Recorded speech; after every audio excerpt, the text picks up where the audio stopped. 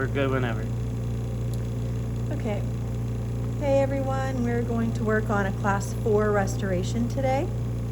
This is a mesial, lingual, incisal facial restoration.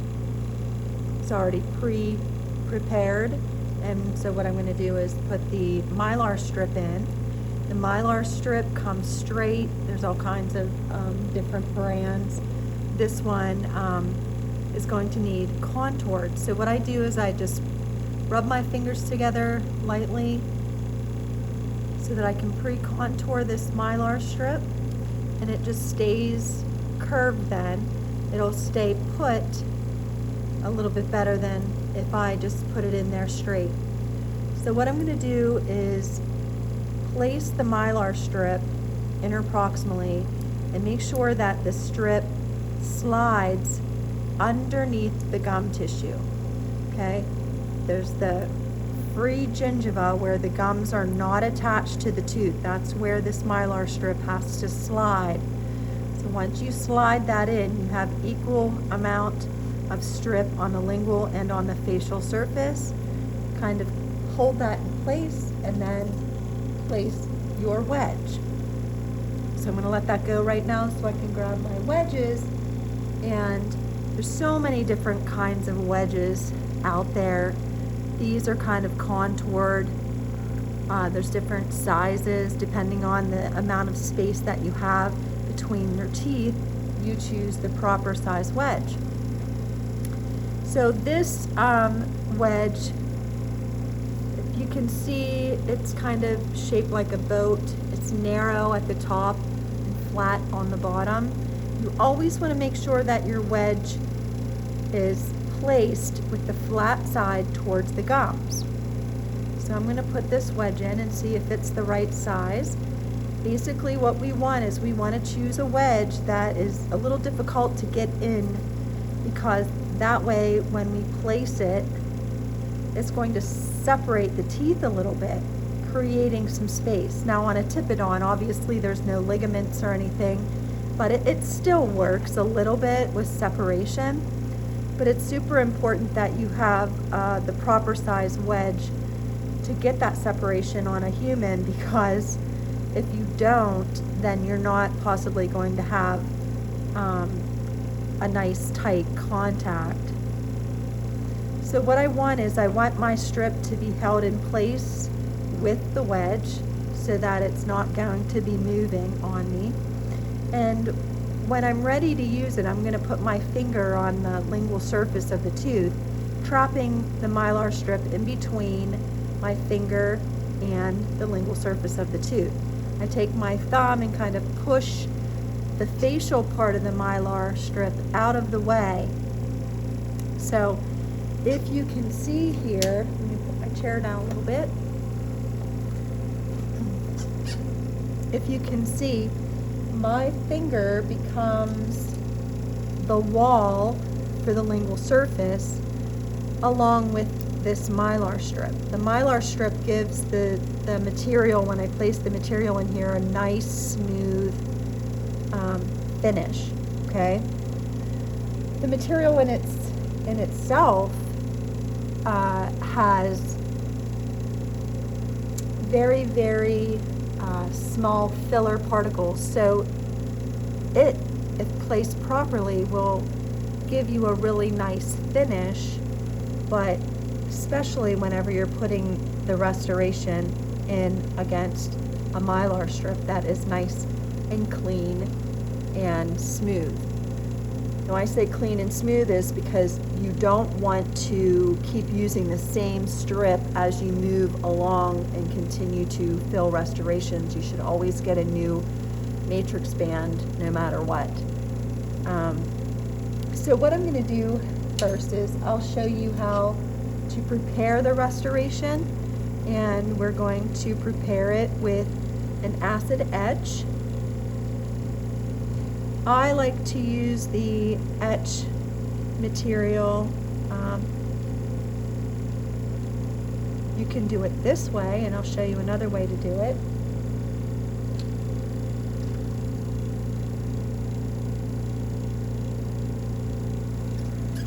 Now I can use this for for a second.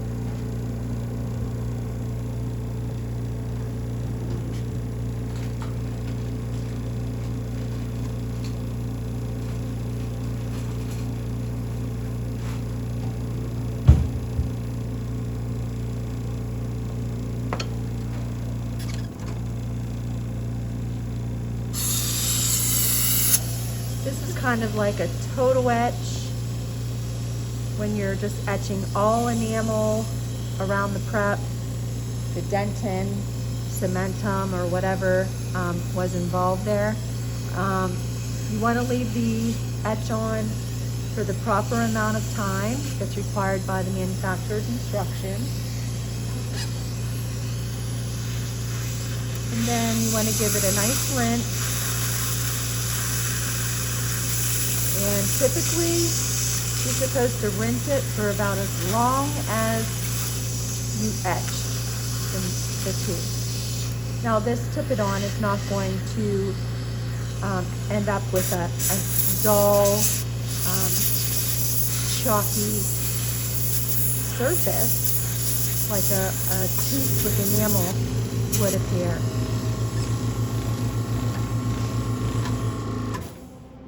Okay. So that's one way to etch. Another way is to etch two separate areas. First thing is to etch the outer area in the cavo surface margins. Get your mirror so that we can see in here. You push the mylar strip out of the way and you etch the lingual margins as well. Leave that on for about 10 seconds, and you can see in the mirror that the dentin has not been etched yet. So with this technique, you're leaving the etching on the enamel longer because the enamel is more dense and it takes longer for the etch to penetrate. So after your 10 seconds, you go ahead and add the remaining material. Phosphoric acid is what we're using, and you leave that on for 20 seconds for a total of 30. Or you just, you have to always pay attention to what the manufacturer recommends.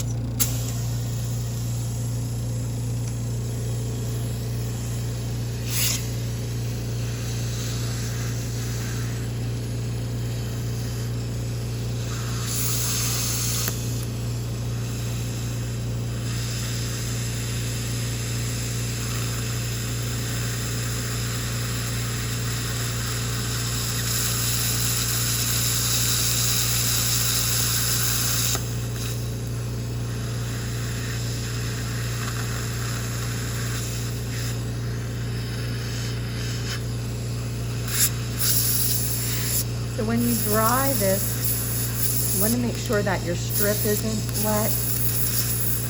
So I've kind of dried the strip a little bit, but then dry the tooth, the prepped area, but don't over dry it because then you will desiccate the tooth. And that means you're going to take all the moisture, the natural moisture out of the tooth, and that will cause post-operative sensitivity, okay? All right, so now we're going to place our bonding solution in there.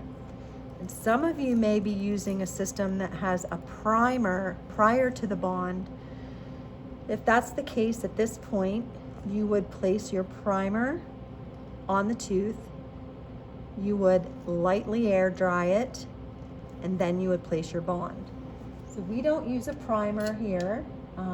The system that I have just requires the bond, so we are going to place some bonding solution inside the prep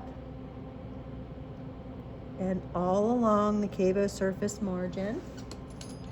Wherever you etched, you have to make sure you bond.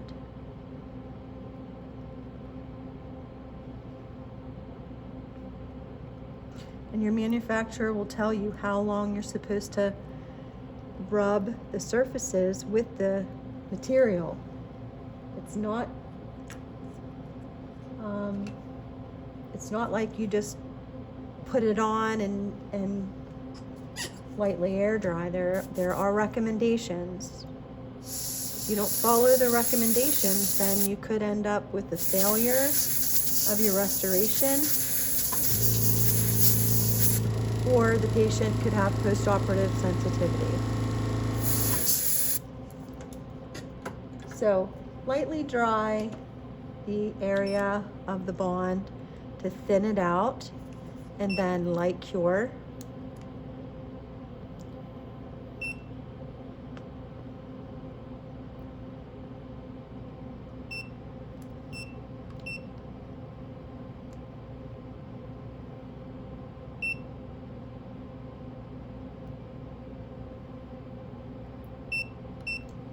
Okay, now we're ready for the restoration material.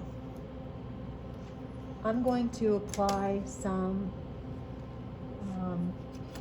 flowable first.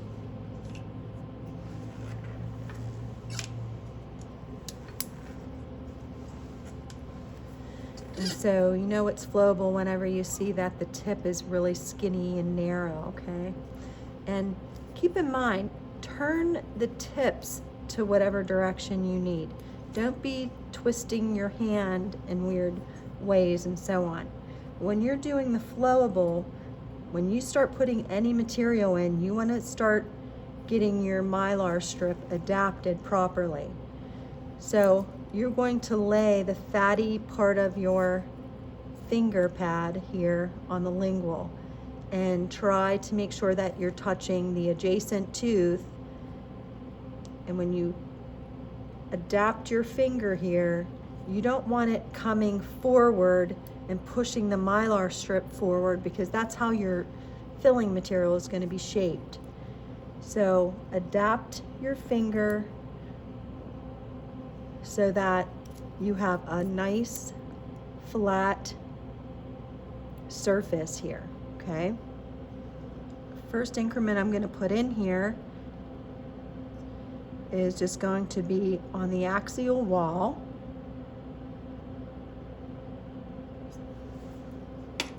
When you're applying flowable or any kind of composite, you want to make sure that you keep that tip submerged into the material the entire time. Don't keep bringing that tip in and out of your material, or you're going to end up with voids. Okay, so I still have the flowable end. And so what I'm going to do, like at this point, the material that I just put in there is hard, okay?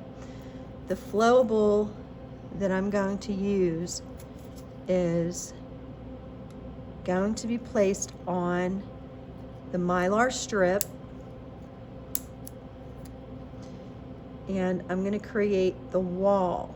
So at this point, I cannot move my finger. It has to remain in place, or else the lingual surface of this material, or of this tooth rather, is going to be messed up.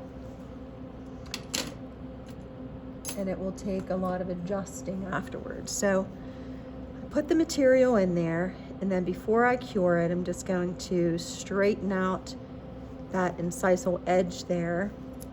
And I'm not really concerned yet with folding my mylar strip over.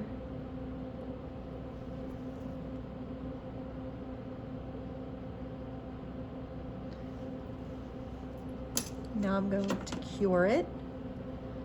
Before you cure though, I should tell you that you want to make sure that you don't have material up into this embrasure at all. Once you cure that, then that becomes a hassle trying to get that material out of the embrasure. So before you cure, be sure. How do you like that? Okay, so I'm going to use my Explorer and just make sure there were no pits anywhere. Okay, good. Now I'm going to switch to a packable material. And if you're lucky enough to have an office that has multiple shades, such as Denton shades and enamel shades, translucent shades, at this time you would want to build up the area within the center of the tooth. That would be the Denton, and you would put your Denton shade in there. And so I'm going to pretend that this is the Denton shade, and basically you would put this just right in the center where I have it. I'm going to put a little tiny bit of bond on the end of my plastic instrument. So many dentists have differences in opinions as to whether you should use bond or not. So of course you have to follow their instructions, but ultimately they should be following the instructions of the, the recommendations rather of the company.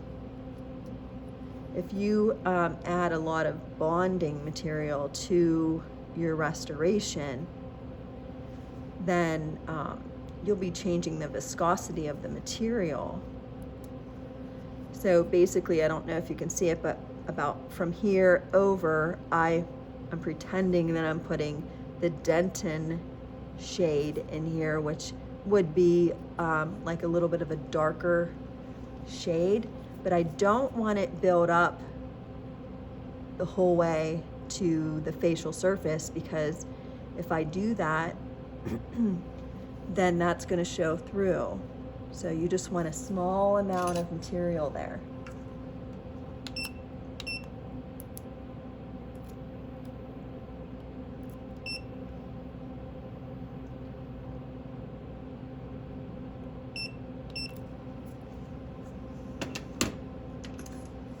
Okay, so then if I switch compules and put the enamel shade in the gun,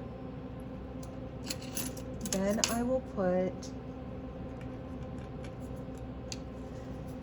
my paddle in here, and I'm pushing the material with the side of my paddle to make sure that I'm condensing it into the prep. So you can condense it like this. You don't have to use a condenser and literally condense like that. You want to try to make sure that your surface is going to be nice and smooth. And notice the different ways that I'm holding the instrument. You want to make sure that this is flush here. You don't put the instrument straight up and down in here and end up opening that interproximal area. I would build this mesial area up a little bit higher so that when you finish this, the height of this restoration should be the same height as this adjacent tooth. So when I pull this strip over now, I'm going to make sure that this filling material is the same height as this tooth right here. You can, once you fold this over, you can use your instrument to make sure that this looks flush here. This is the embrasure area. You don't want to have any flash right there in the embrasure area.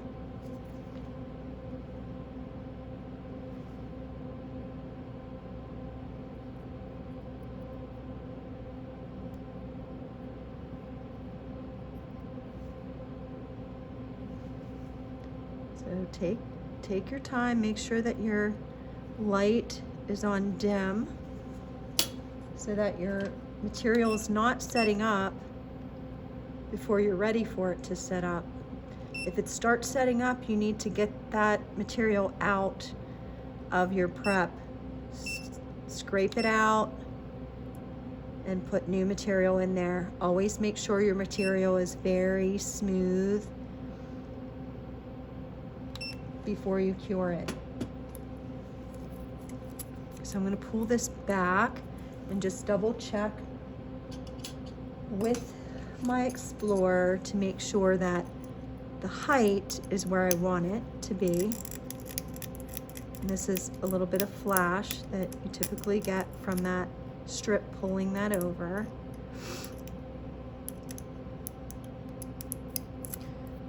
So that looks pretty good. Now before I remove my strip, I have to check the lingual surface, and I have to make sure that the lingual surface is good as well. So that filled very nicely just by holding my finger back there and pinching the Mylar strip towards the tooth. So I have to concentrate on, you know, checking the mesial marginal ridge on the lingual surface as well, because I want this to be the same height as the adjacent tooth mesial marginal ridge.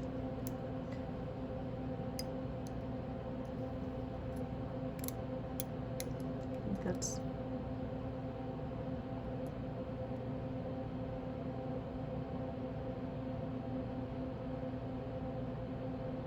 think that looks pretty good. Okay. Check the facial a little bit here.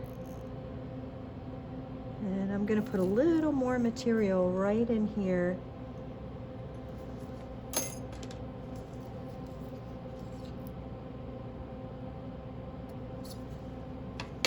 Put my finger over the tooth whenever I'm looking for new instruments and so on, so that I can block the light from it, because I don't want it to set up. So here's this instrument, Optra Sculpt, comes with these little tips. Some of my students said that their offices use this and that, you know, they really like it. Doctor seems to really like it, so I went ahead and ordered a couple just to kind of see how I like it. I do. I think that it helps to smooth the surface pretty well. You still need to use the paddle part of it, of course. Oh no, I had something on the instrument, so I got to get that out of there.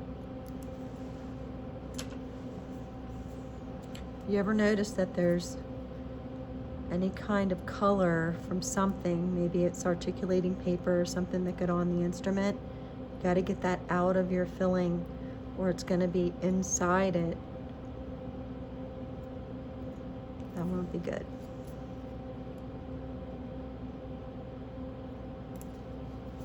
Better get it out now before it gets stuck inside it. So there's different size pads and stuff depending on, you know, what tooth you're restoring and how much you need to restore.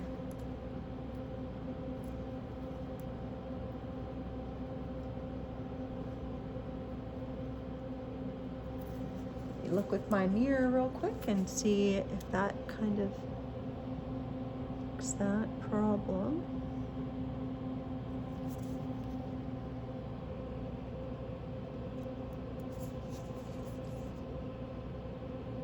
The one thing with composite that's so nice is you can always add more, unlike amalgam. Once you set that up, you're done. You can't add anything to it. So I want you to remember that, you know, with these anterior teeth, there's literally a side of the tooth. So you don't want to finish this so that it's really narrow and skinny and kind of tapered on the mesial. You want the mesial to be higher, higher aspect right here, just like this distal, if you can see how thick this is. And then it kind of flattens out here, and then the area right here, this distal edge, is rounded slightly. So I'm going to go ahead and cure that.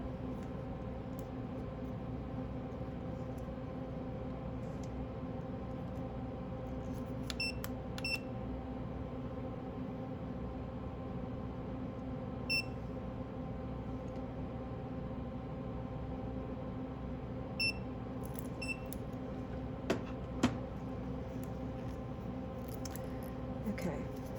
So I just want to be absolutely sure that this is high enough right here. Let me see. Okay, I think it is. So at this point, I'm pleased with how it was filled. So I'm going to remove my wedge. And when you can't get the wedge out of someone's teeth, you could always use the flat side and of the cotton pliers and just kind of give the point a little push from the lingual and then remove the wedge.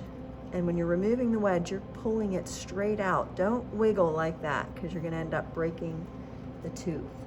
Okay?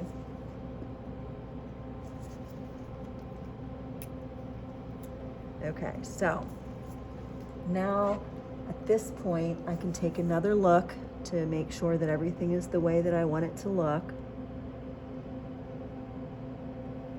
And you can notice right now, I mean, the tooth has the shape it's supposed to have and everything already, and I just have to polish it up and put some more of the, excuse me, anatomy in there, okay? But as far as the embrasure, it's nice and round. There's gonna be a little bit of flash, beyond the cava surface margin, but that's gonna polish off. So, if you're not taking the time and putting the material in the way it should be before you cure it, then you're going to have a lot of work afterwards, okay? So now, as an instructor, I hear from my students that there's so many different ways that their offices are finishing the restorations. I know which way the state board wants you to finish it, and that's with, the different stones and polishers and carbides and, finishing burrs and things like that.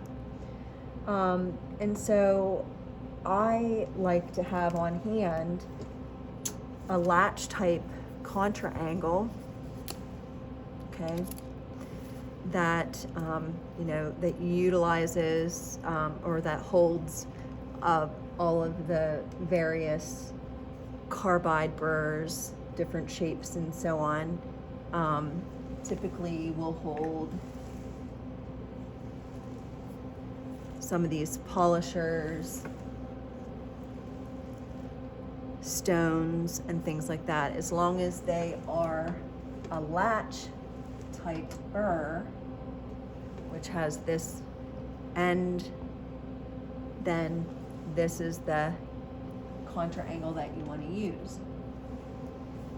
But I also like to have a slow speed. This is a slow speed contra angle, a slow speed friction grip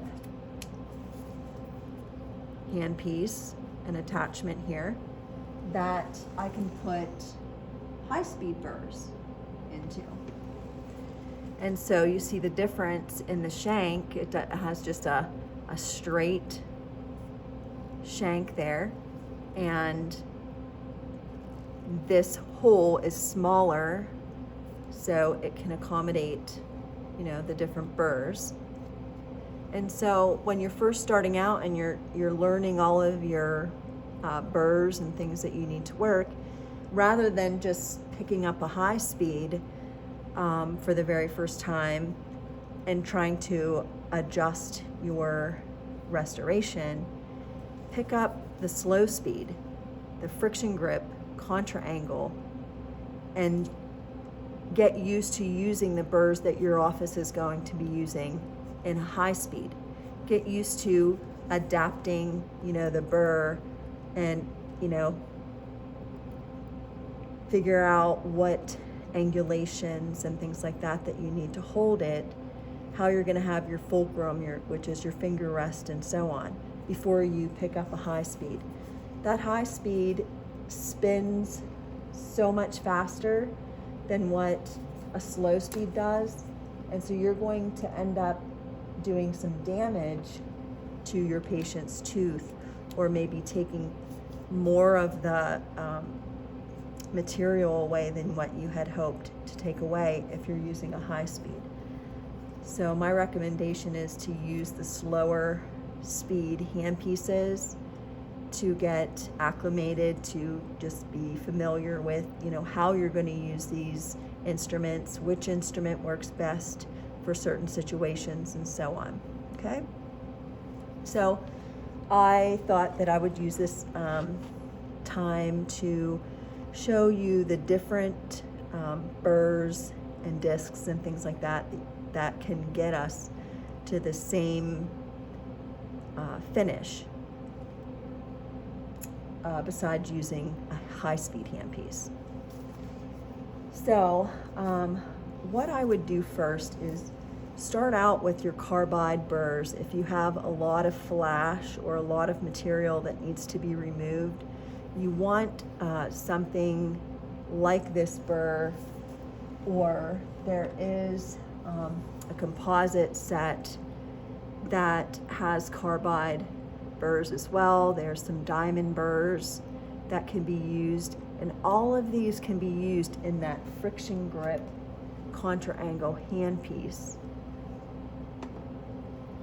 Anything that's like the carbide or a diamond burr, that's going to be pretty aggressive, so you want to use those burrs to remove a lot of flash.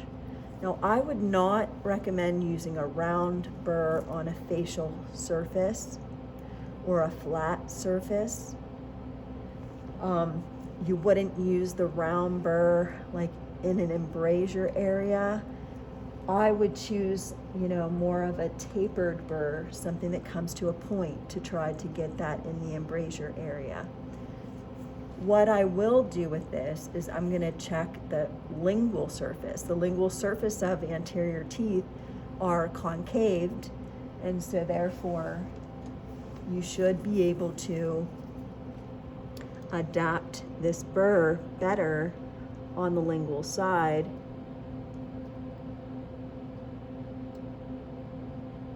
I really don't have a whole lot of flash here, so let me adjust the light a little bit here.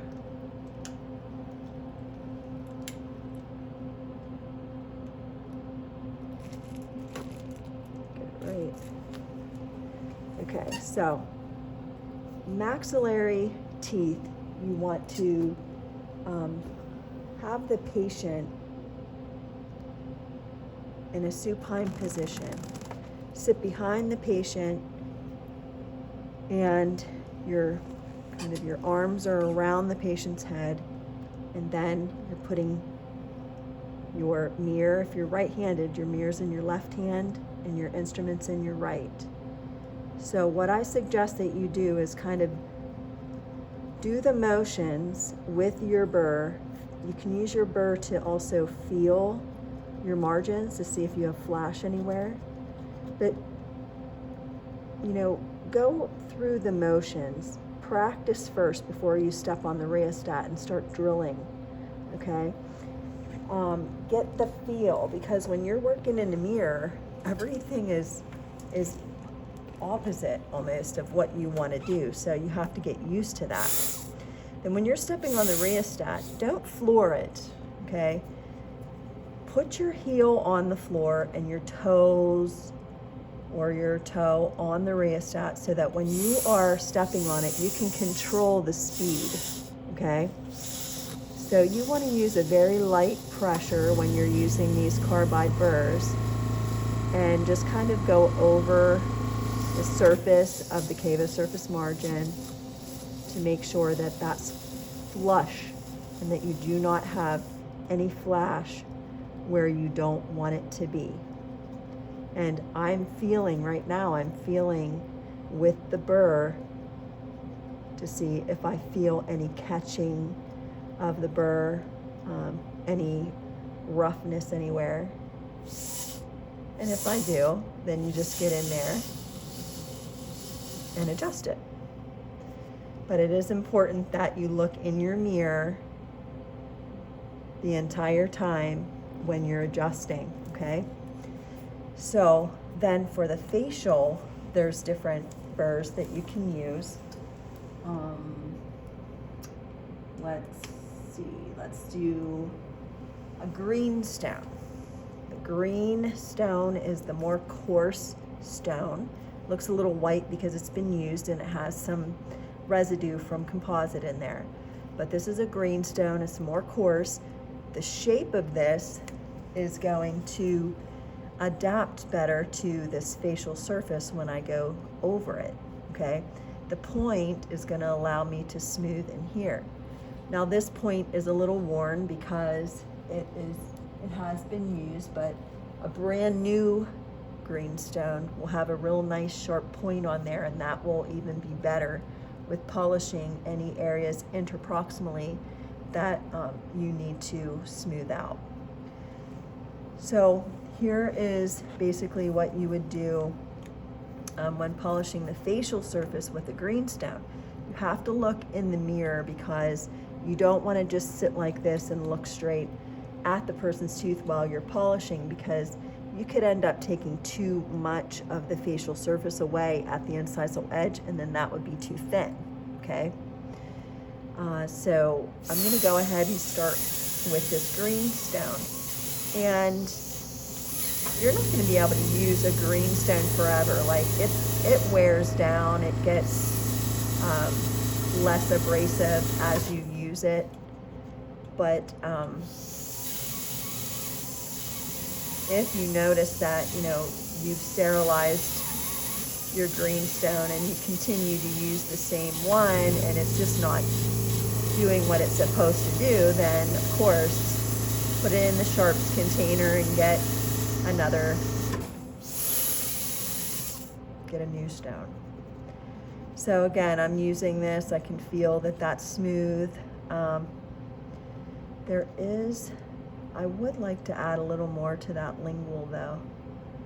Now that I'm looking at that, I can see it a little bit better. That incisal, mesial incisal lingual surface could stand to have a little more material to build that marginal ridge up.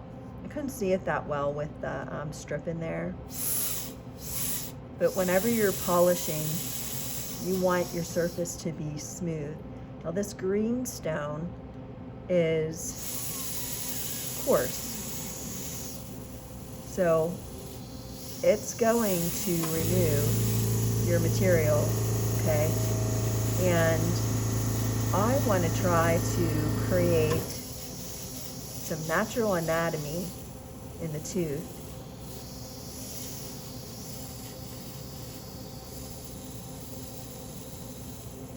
So there's typically 4 lobes that this tooth is created from, and 3 of them end up looking like little mamelons on teeth whenever the teeth are newly erupted, and then over time the mamelons, you know, wear down.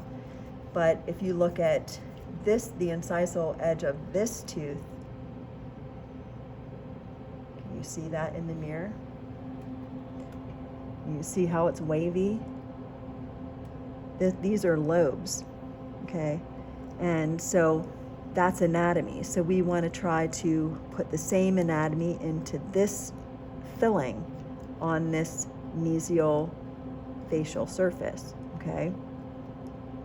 So you want to keep the margin round here, and once you put your anatomy in here, then you soften it by going over it.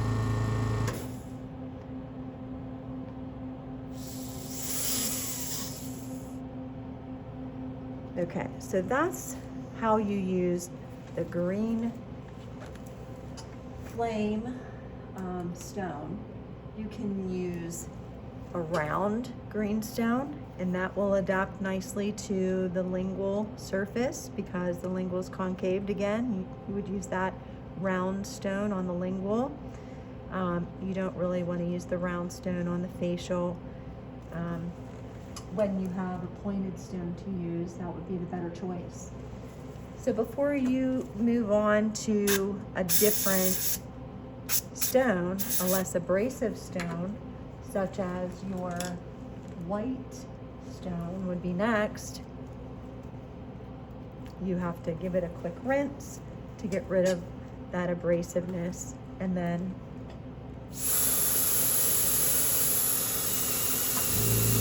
go over these areas with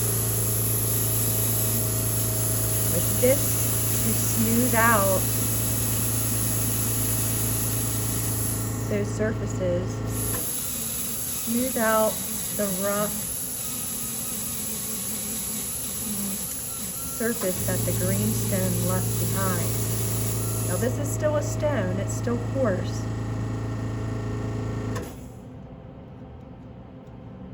So it's still gonna need, polished up after this. And we can use the white stone, the round one for the lingual.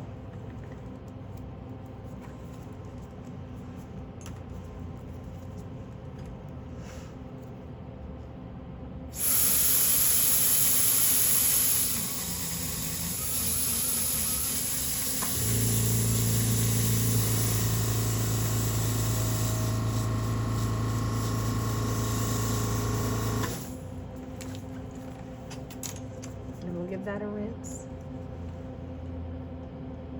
But really, my favorite instruments to use for finishing facial surfaces would have to be the 3M Flexo files. Oh my gosh, not Flexo files, that's Endo. The discs. Senior moment.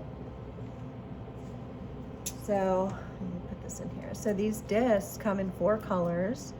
The darkest color is the most coarse, and it goes down the line to more of an orange, a rust, and a yellow. And it goes from dark to light. Dark is the most coarse, light is the most fine.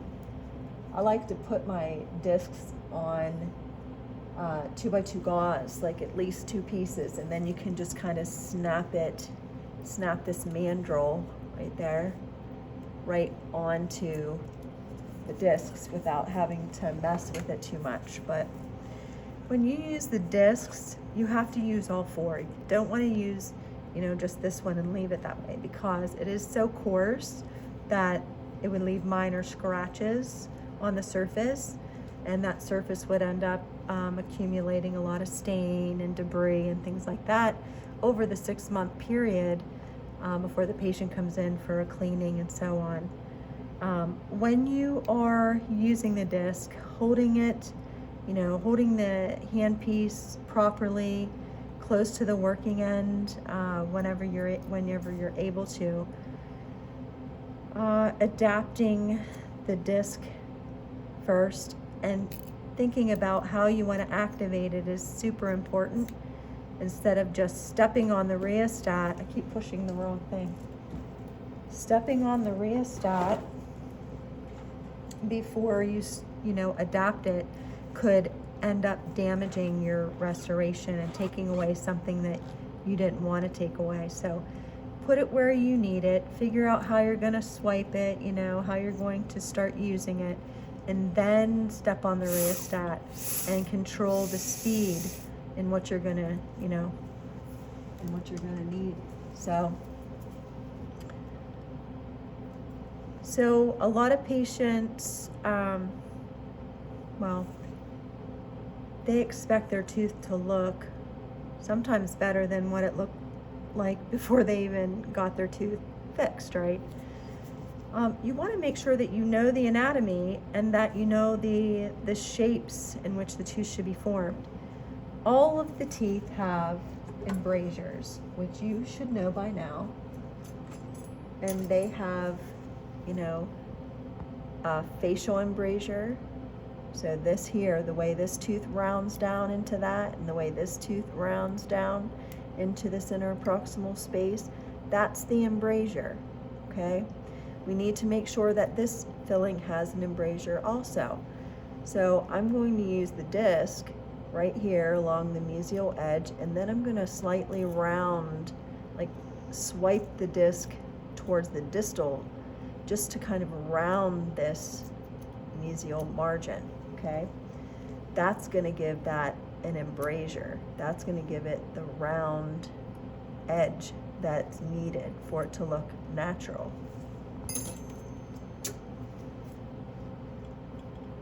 So place it, figure out how you want to use it. You want to try to angle it slightly this way, just slightly, okay, towards the distal.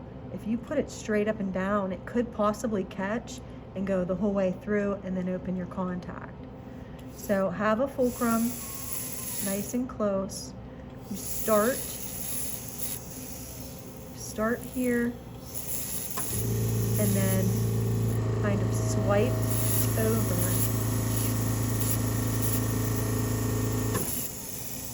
You have to watch your patient's gums.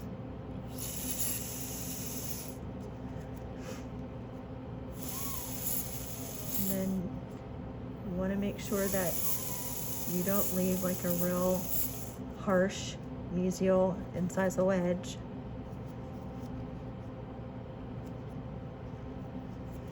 And then anywhere else you might need this disc, you want to go ahead and use this disc.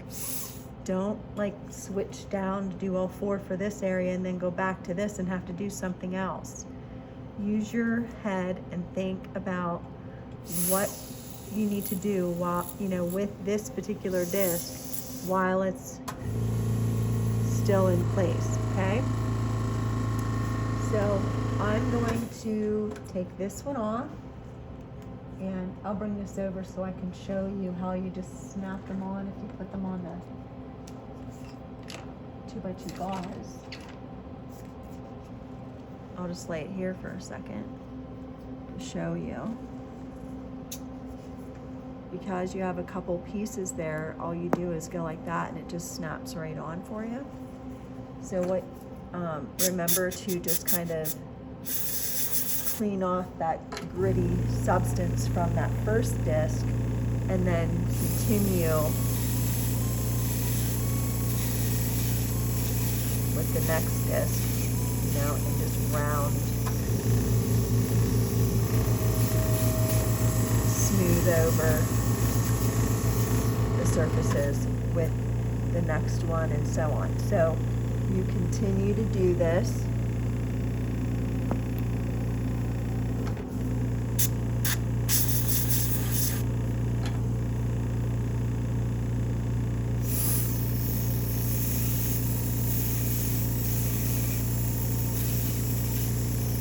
This gets less coarse, so now it's like going to really be putting a better finish on the restoration.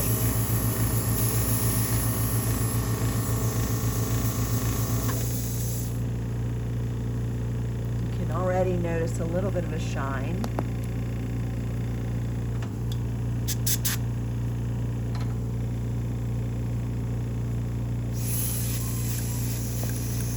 This does not require that you wet the surface or anything, but if the surface is wet, it's okay.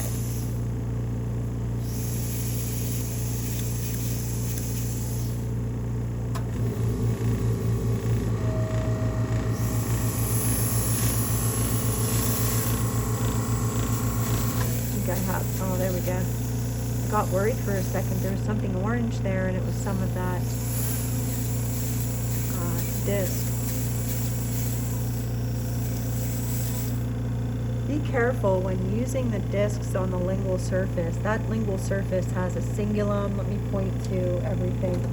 These discs will flatten all of that out. So I felt confident to use like maybe the last two discs on that lingual to help polish. But if you use anything real abrasive on the lingual, you're going to end up taking away these, all of the anatomy as far as the marginal ridges and the cingulum. That'll be completely flat. Okay, so you don't want that to happen.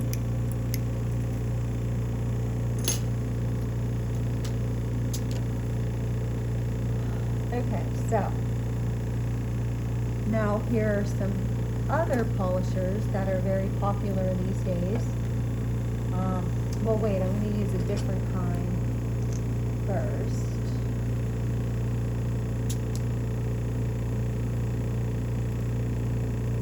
This one can end up being a little abrasive. This one's used as well. It usually comes with a nicer point on it.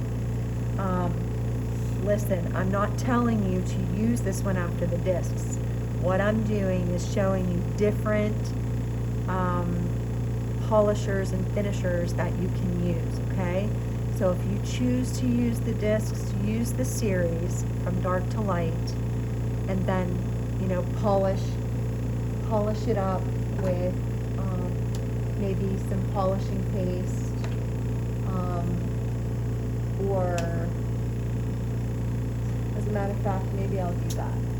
I'll just go with the next sequence of polishers so I don't confuse you. So these are really popular right now. There's different companies that have them. This one has a little piece missing there. But these really shine it up beautifully. This one's more coarse. There's blue, there's rose color or mauve, whatever you want to call that, and then there's like white. So when you're using this, you can use it, sometimes use it like this. You have to be careful of the gums. You can use it on the incisal edge. When you're using it on the lingual, make sure that you adapt it properly, because if you don't, then you're going to end up, like I said, flattening the anatomy. And yes, even these polishing discs can flatten the anatomy out, okay? So be careful. I'm going to give that a little bit of a rinse and then go with the next one.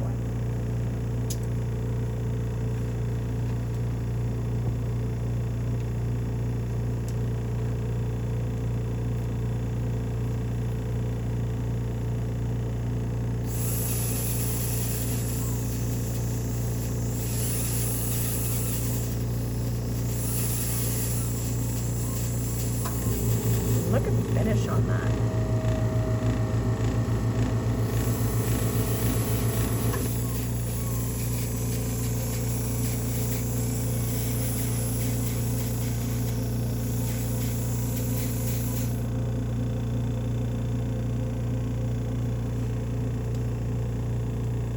One last one.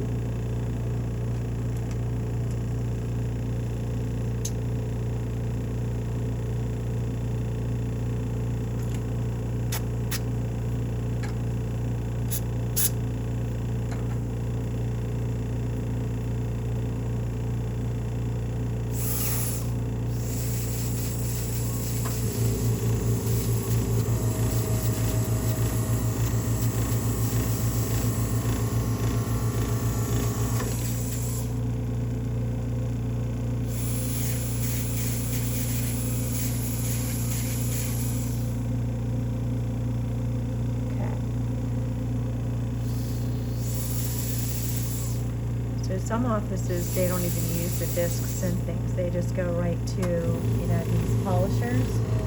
Depends on how your finish is to begin with, okay?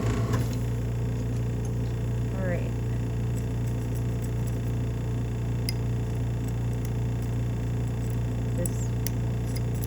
So one thing that you should know is that before you do any of, you know, let's say switching the polishers from the coarse to the light, do the coarse polishers and then take an instrument and feel, and if you have any voids, get rid of those voids prior to going down to the next steps and so on, because then you just have to backtrack and that adds more time to your prep and everything. Just trying to save a little bit of time, but with doing the demonstration, but ideally, like, that has to be that little catch area and this little area that should have been taken care of prior to me going down with all of the other discs and so on. Okay, So this is the other polisher that I was telling you about.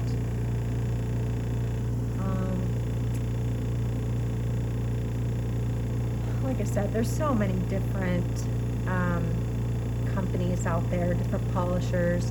This is the mandrel, and then these come in like a disc. They come in a cup, and they come in a point. These can tend to be a little abrasive, so watch out, because if you use it, you can end up taking away some of the anatomy that you initially had there. If you're not careful, you look and you're like, oh my gosh, where did that just go? So be gentle, do a little bit of the adjustments at one time. See, that took care of that.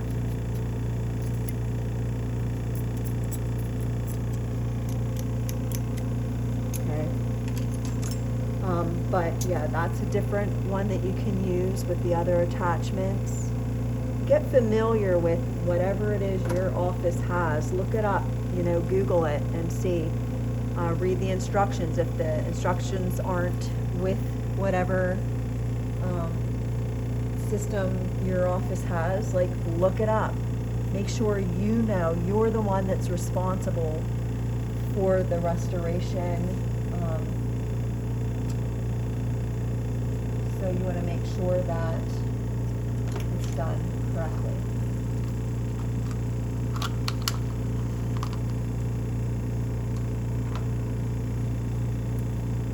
So you want to make sure that you have a good contact, which I do. You can tell that it's a little rough right there. So I'm going to have to use a lightning strip to smooth that right there.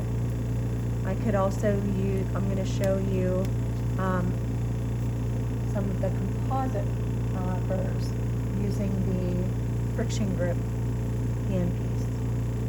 So I'm going to change attachments to the friction grip slow speed, and I'm going to use flame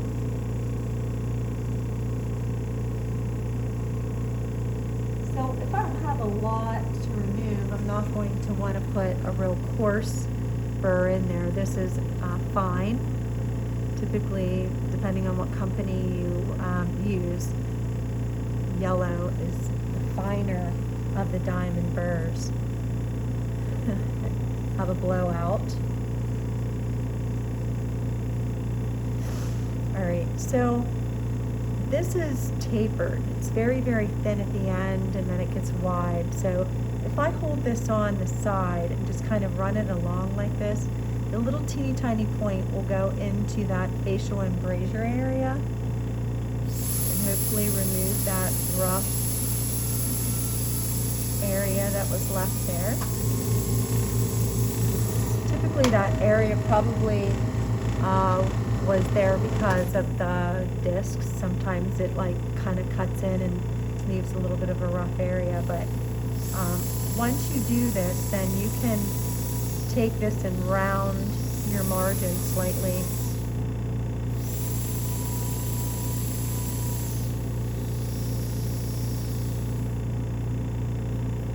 And I'm going to check with the floss again. Make sure you use a piece of the floss that's not all frayed. Oh, still there a little bit. So here's a little trick.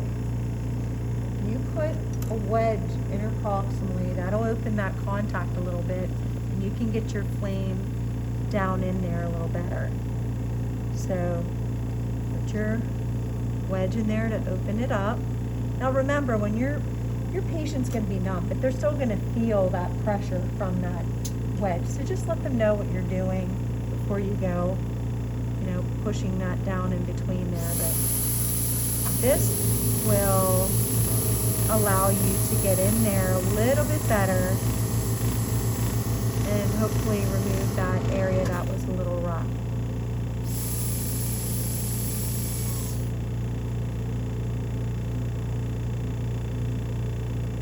I'm going to leave it in there and floss again.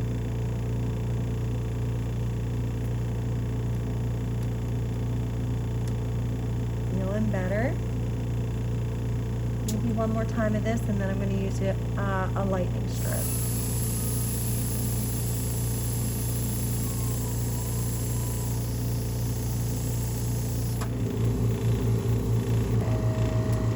So this is what you call a lightning strip.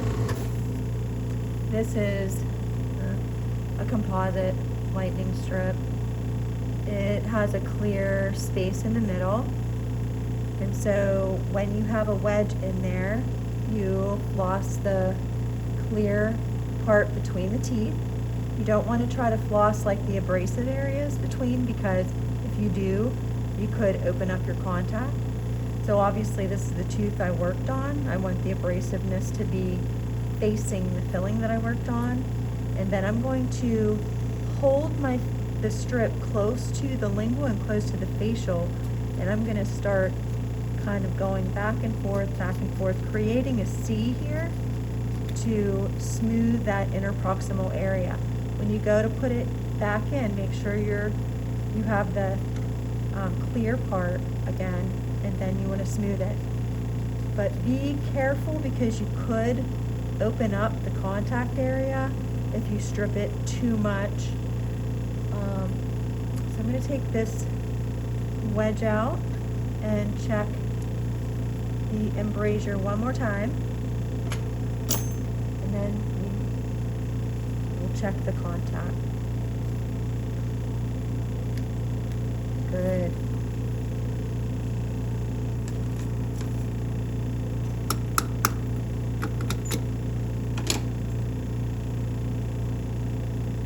All right. So the contact is so important. If you have a high spot, and in the high spot, the blue mark that's on that filling right there on the incisal edge, that needs to be adjusted, because if your patient's going to bite into foods, they're going to be bringing their jaw forward and they're going to be biting like this, right? And so they could end up, you know, breaking or chipping that filling off. So you would need to adjust that incisal edge a little bit, and then recheck the occlusion. If you've adjusted the incisal edge as much as you can, you let the doctor do the last adjustment. Let the doctor check it, do the last adjustment. They may have to adjust maybe the opposing tooth a little bit, where we're not allowed to. We can't adjust someone's natural tooth, but we can adjust the filling itself, okay? Let me see, is there anything else? Not that I can think of. I hope you enjoyed the video, and I hope you learned something. See you next time.